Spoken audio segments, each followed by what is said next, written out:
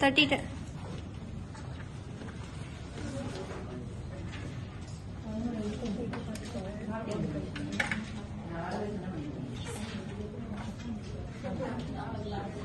வணக்கம் மாணவர்களே, இன்னைக்கு அனைவரும் நலமா? இன்னைக்கு வந்து நம்ம நாவல்ல வாடாமலர் நாவல்ல ஒரு பகுதி படிக்க போறோம். ஓகே, யாருக்கு பிளாட்னா என்னன்னு தெரியும்?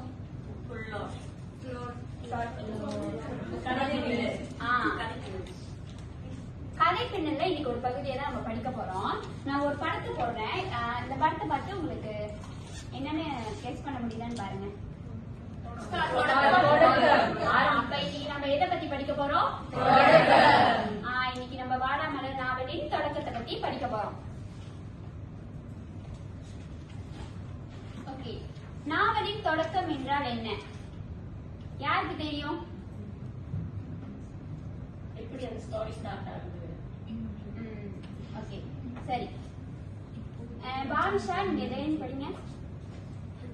நாவலின் தொடக்கம் என்பது மிகவும் முக்கியமான பகுதியாகும். இது கதையின் முதற்கட்டமாக இருந்து வாசகரை கதை உலகுக்குள் இழுக்கும் பங்கினை வகிக்கிறது. ஒரு சிறந்த தொடக்கம் நாவலின் மொத்த தாக்கத்தையும் தீர்மானிக்க கூடியதாகும். இது படிக்கிறப்ப உங்களுக்கு என்ன தோணுது?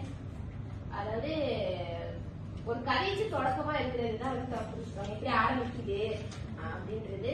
அப்போ ஒரு சிறந்த தொடக்கமா இருந்தா அது வந்து வாசிக்கிறவங்களுக்கு ஒரு நல்ல தாக்கத்தை கொடுக்கும் அப்படின்னு. ஓகே, நன்றி. யாருக்கு நாவலின் தொடக்கத்தின் கதை வந்து தெரியும்?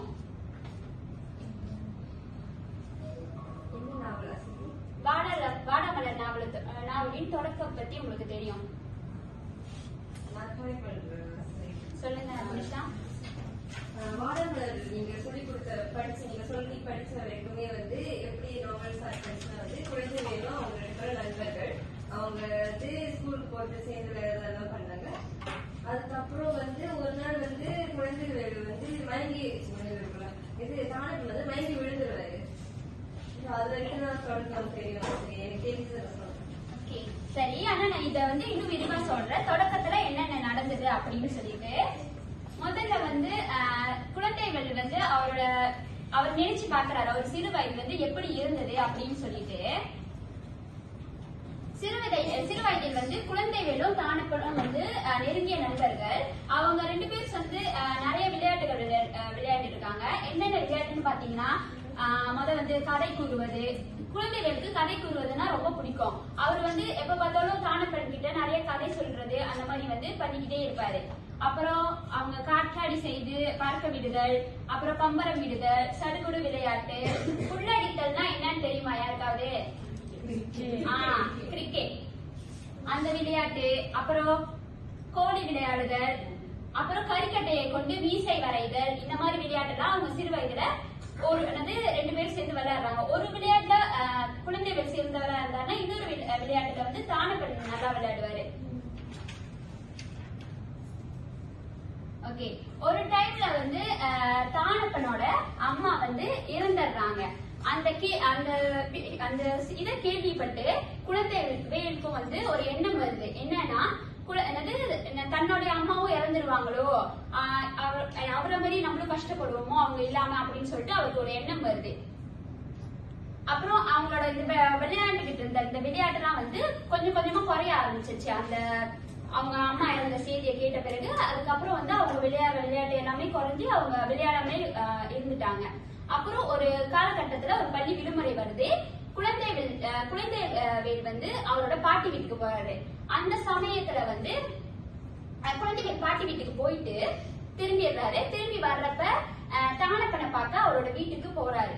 வீட்டுக்கு போறப்ப தானப்பெண்ணை வந்து கடும் சொற்களால வந்து திட்டிக்கிட்டு இருக்கிற குரல் கேக்குது. அவர் பாக்குறாரு, அது யாருன்னு அங்க ஒரு உருவம் இருக்கு. அது வந்து அவர் தானப்பெண் வந்து அவர் சித்தின்னு சொல்றாரு.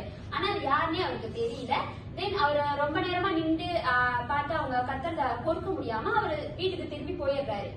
அப்புறம் கொஞ்ச நேரம் சேர்ந்து தானப்பெண் வருவானான்னு சொல்லி வெயிட் பண்ணி பாக்குறாரு. அவர் வரலன்னு சொல்லிட்டு அவர் என்ன பண்றாருன்னா திரும்பியும் ரயில் ஸ்டேஷனுக்கு ரயில் நிலையத்துக்கு போறாரு. ரயில் நிலையத்துல வந்து அவங்களோட அங்க போய் வந்து அவரை சுத்தி சும்மா பார்த்துட்டு அந்த மாதிரி திரும்பி வீட்டுக்கு வந்துடுறாரு. திரும்பியும் வெயிட் பண்ணிக்கிட்டு இருக்காரு. அந்த சமயத்துல வந்து தானப்பெண் வீட்டுக்கு வராரு. தானப்பன் வந்து நடந்த கதையை சொல்றாரு. இந்த மாதிரி அவங்க அப்பாக்கு வந்து மறுமணம் ஆயிடுச்சு அப்படின்னு. மறுமணம் ஆயிடுச்சுன்னு சொல்லிட்டு அவர் சொல்றாருல, இந்த மாதிரி என் சித்தி வந்து எங்க கிட்ட கடுமையா நடந்துக்கிறாங்க, அதுக்கப்புறம் வந்து கடுமையா நடந்துக்கிறாங்க அப்படின்னு சொல்றாரு. அப்புறம் வீட்டோட ஆட்சி எல்லாமே அவரோட சித்தி கையில தான் இருக்கு அப்படின்னு சொல்றாரு. அதனால தானது குழந்தைகள் கிட்ட என்னன்னு சொல்லிட்டு போறாருன்னா, இதுக்கப்புறம் நம்ம பள்ளியிலே மீட் பண்ணிக்கலாம், நம்ம இதுக்கப்புறம் பள்ளி திறந்துற போது நம்ம 2 பேரும் ஒன்னா அங்க பாத்துக்கலாம், இதுக்கப்புறம் என் வீட்டுக்கிட்ட வராது அப்படின்னு சொல்லிட்டு அவர் போயிடுறாரு. அதுக்கப்புறம் ஒரு நாள் வந்து அவங்க சித்தி வந்து இதுக்கு அனுப்பி வைக்கிறாங்க, எங்க கடைக்கு தானப்பனை கடைக்கு அனுப்புறாங்க. தானப்பனை கடைக்கு அனுப்பும் போது குழந்தைவேல் பாக்குறா. குழந்தைவேலும் கூட போறான். அங்க போயிட்டு அவங்க ஒரு சில காய்கறிகளை வாங்கிட்டு வீடு திரும்புறாங்க. அந்த காய்கறியை எடுத்துட்டு போய் தானப்பன் இவர்கிட்ட கொடுக்குறாரு. யாரு? அவங்க சித்தி கிட்ட. அவங்க சித்தியோட பேரு யாருக்கு தெரியும்?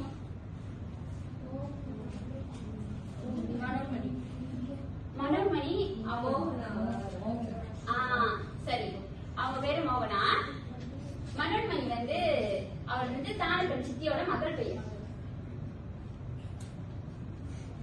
ஓகே, இப்ப அவர் வந்து அந்த காய்கறியை கொடுக்கறப்ப அவங்க சித்தி அவங்களோட இதை வேணான்னு சொல்றாங்க. அந்த காய்கறி எனக்கு வேணாம், நீ போய் வேற காய்கறியை வாங்கிட்டு மாத்திடுவான்னு சொல்லி அனுப்பி விட்டுறாங்க. அவனும் போய் அந்த காய்கறியை திரும்ப கொடுத்துட்டு கேட்கிறான். அவன் அந்த காசு அந்த கடைக்காரர் வந்து அதை கொடுக்க மாட்டேன்னு சொல்றாரு. அவன் என்ன பண்றதுன்னு தெரியாம அந்த காய்கறி எல்லாம் தூக்கிட்டு குழந்தைவேல் வீட்டு பின்னுக்கு போய் நிக்கிறான். குழந்தைவேல் பார்த்துட்டு என்ன ஆச்சுன்னு கேட்கிறப்ப அவன் நடந்ததை சொல்றான். அதுக்கப்புறம் குழந்தைவேல் உதவும் விதமாக வந்து அந்த காய்கறிய குழந்தைவேலோட அம்மாவை எடுத்துக்க சொல்றான். எடுத்துக்கிட்டு அதுக்கான பணத்தை வந்து தானப்பனுக்கு கொடுக்க சொல்றாங்க. தானப்பனுக்கு அவங்க அம்மா கொடுத்தனா அவன் திரும்பி அந்த கடைக்கு போயிட்டு அந்த காய்கறி எல்லாம் இருக்கான்னு பாக்கலாம். இல்லாதனால அவன் திரும்பி அந்த காசு எடுத்துட்டு வந்து அவங்க சித்திகிட்ட கொடுத்துறான். தானப்பனுக்கு ஒரு தங்கை இருக்காங்க. அவங்க தங்கை வந்து தங்கையோட பேர் யாரு தெரியும்? சரி, சுடர்விழி. அந்த பிள்ளைய வந்து எப்படி சொல்றது, அந்த பிள்ளைய அவங்க நிறைய வேலை வாங்குறது, கடு சொற்களால் திட்டுறது. ஒரு தடவை வந்து அவங்க தங்கை என்னது அவங்க தங்கை தரையில படுக்கிறத பார்த்து குழந்தைகள் வந்து கஷ்டப்படுறது அந்த மாதிரி இருந்தது. ஒரு டைம் வந்து இவங்க தானப்பனுக்கு வந்து தானப்பனோட சித்தியோட அப்பா வந்து அங்க வராரு. அவங்க வீட்டுக்கு வராரு. அவர் வீட்டுக்கு வந்து குழந்தை தானப்பனை போய் சிகரெட்டை வாங்கிட்டு வர சொல்லி சொல்றாரு. ஆனா அதை தானப்பன் முடியாதுன்னு சொல்றாரு. ஏன் முடியாதுன்னு சொன்னாருன்னா, அவங்க பள்ளியில இந்த மாதிரி எல்லாம் சொல்லி கொடுக்கல, இதெல்லாம் பயன்படுத்தக்கூடாது, நீங்க வேற ஜாமா சொல்லுங்க, நான் போய் வாங்கிட்டு வரேன் அப்படின்னு சொல்றாரு. ஆனா தானப்பன் என்ன சொல்றாருன்னா, அவர் தாத்தா என்ன தானப்பன் எதிர்த்து பேசுறத பார்த்துட்டு அவங்க சித்தி வந்து தானப்பனை திட்டுறாங்க. நீ எப்படி இப்படி எதிர்த்து பேசலாம் அப்படின்னு சொல்லிட்டு அடிக்கிறாங்க. வேற அடிக்கிறப்ப வந்து அவங்க சித்தியோட தந்தை வந்து தடுக்கிறாரு. ஆனா அவர் என்ன சொல்றாருன்னா, இந்த பையன் வந்து இந்த வீட்டுக்கு சிக்கலா தான் இருப்பான் அப்படின்னு சொல்லி சொல்றாரு. அதை நினைச்சு அவர் கவலைப்பட்டு அதை போய் குழந்தைவேல் கிட்ட சொல்றாரு. இந்த மாதிரி நான் வாங்கிட்டு வர மாட்டேன்னு சொன்னேன், அதுக்கு வந்து என்னோட சித்தி என்னை போட்டு அடிக்கிறாங்க. அது மட்டும் இல்லாம அவங்க சித்தியோட அப்பா வந்து இந்த மாதிரி சொல்றாரு என்ன பார்த்து. அப்ப தானப்பன் வந்து குழந்தைவேல் வந்து ஆறுதல் சொல்றாரு அவங்களுக்கு. அதுக்கப்புறம் வந்து ஒரு நாள் வந்து இவங்க 2 பேரும் விளையாண்டுகிட்டு இருக்கிற டைம்ல இவங்க 2 பேரும் ஒன்னா ஸ்கூலுக்கு போறது அந்த மாதிரி இருந்துட்டே இருந்தது.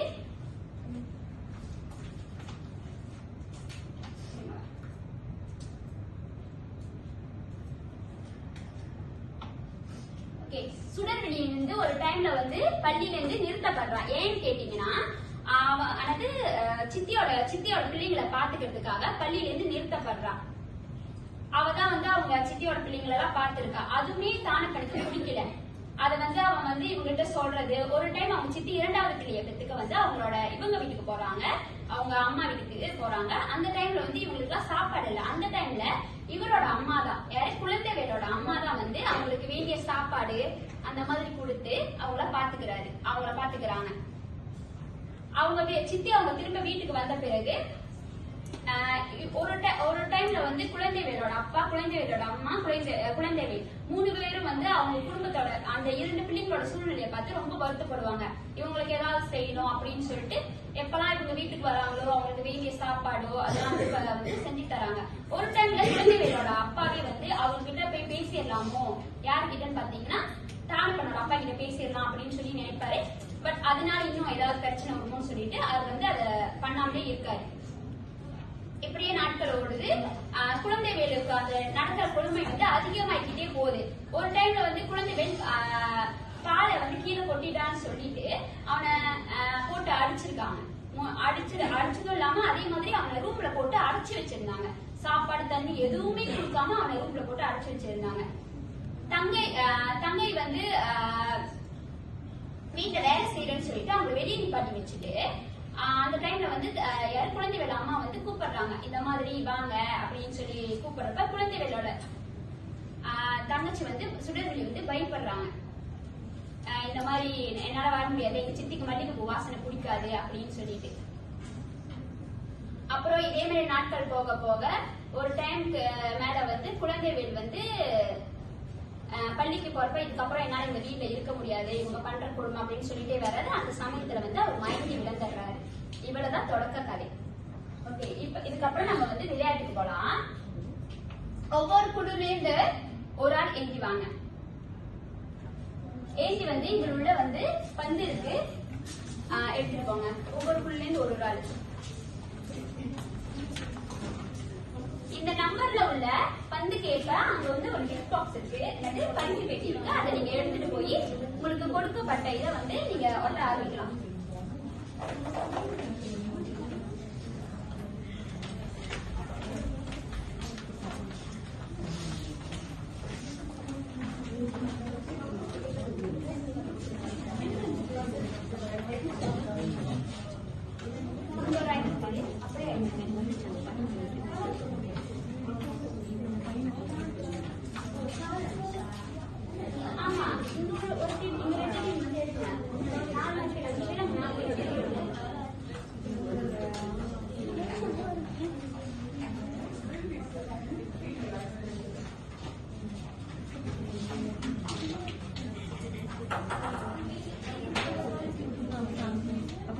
இரண்டு நிமிடம் கொடுக்குறேன், அதுக்குள்ள ஒட்டி முடிங்க. அந்த தாள்ல ஆமா அந்த தாள்ல ஒட்டி பின்னாடி இருக்கு.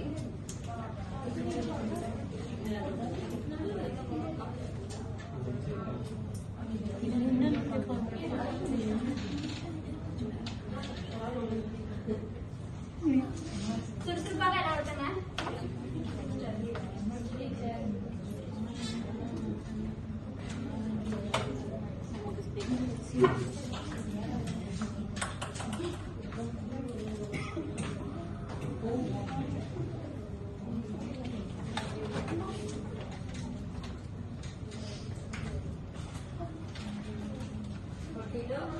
ஒட்டி முடிச்சிட்டீங்களா? ஓகே, யாருக்கு 1வது நம்பர் கிடைச்சிருக்கு? ஓகே, அந்த குழுல இருந்து வந்து அந்த போட்டோல என்ன பாக்குறீங்களோ அந்த சூழல ஒருவர் வந்து அந்த சூழல்ல என்ன நடக்குதுன்னு சொல்லி சொல்லுங்க.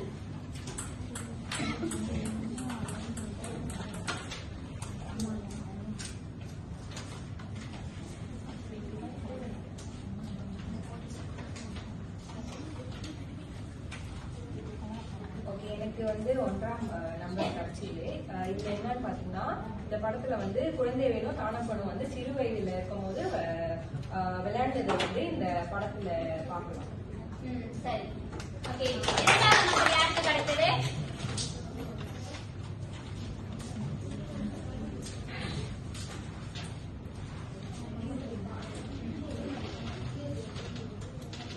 உங்களுக்கு கிடைச்ச படம் வந்து இது வந்து அவர் தானப்பன் தன்னோட தாயாரை இழந்த பிறகு தனிமையில இருந்து அவர் வாழ்றத குறிக்குது. ஆமா, சரி. 3வது யாருக்கு கிடைத்தது?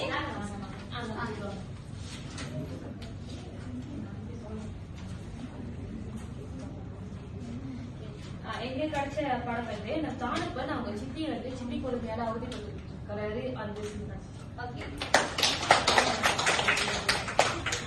4வது எங்களுக்கு என்ன கிடைச்சிச்சு பாத்தீங்கன்னா, தானப்பன் வந்து அவங்க சித்தி வந்து காய்கறி வாங்கிட்டு சொல்லுவாங்க. அவங்க வாங்கிட்டு வந்து அவங்களை மீட் பண்ணிட்டு ஒரு சூழல். சரியான பதில். 5வது படம்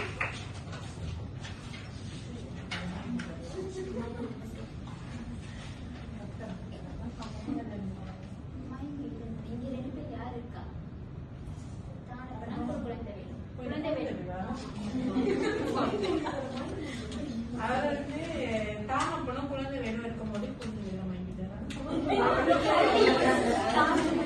தானப்பன் வந்து மயங்கிட்டு அந்த காட்சி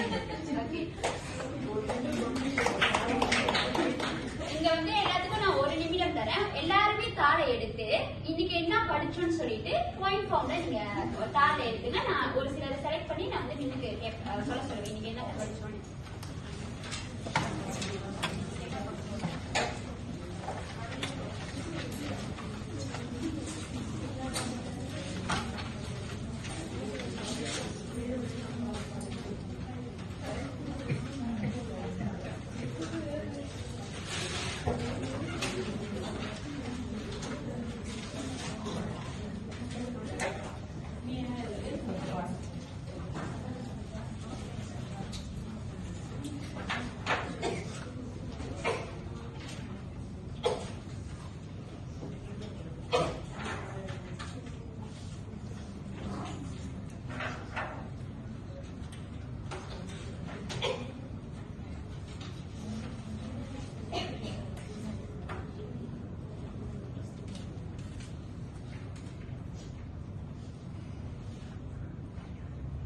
எல்லாரும் எழுதிருப்பீங்கன்னு நம்புறேன்.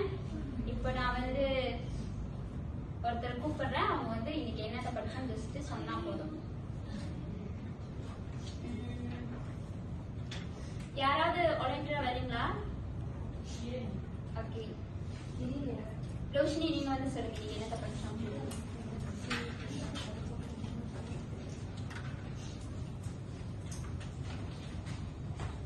ஓகே, நம்ம இன்னைக்கு வாடாமலர் நாவல்ல உள்ள தொடக்கத்தை பத்தி பார்த்தோம். முதல்ல எப்படி ஸ்டார்ட் ஆகும்னா, தானப்பனும் குழந்தைகளும் சிறு வயதுல இருந்து நண்பர்கள். இருவரும் வந்து ஒன்னா விளையாடுறது, பள்ளிக்கு போறது, இருவரும் ஒன்னாக வளர்ந்தாங்க. ஒரு கட்டத்துல வந்து தானப்பனுடைய தாயார் இறந்து போக தானப்பனுடைய தந்தை வந்து மறுமணம் செஞ்சுக்கிறாரு. அதுக்கப்புறம் வந்து அவருடைய தானப்பனுடைய சித்தினால நிறைய கொடுமைகளை வந்து சந்திக்கிறாரு. ஓகே, நன்றி. இவ்வளவுதான். அனைவருக்கும் நன்றி.